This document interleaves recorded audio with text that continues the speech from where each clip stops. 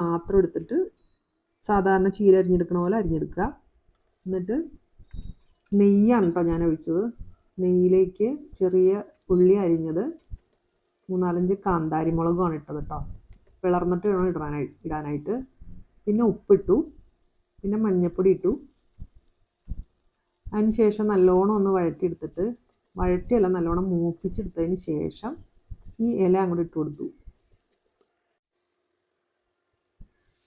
നല്ല രസമുണ്ട് കേട്ടോ. അത് കാണാനും നല്ല ഭംഗിയുണ്ട്, കഴിക്കാൻ അതിലും ടേസ്റ്റ് ഉണ്ട്.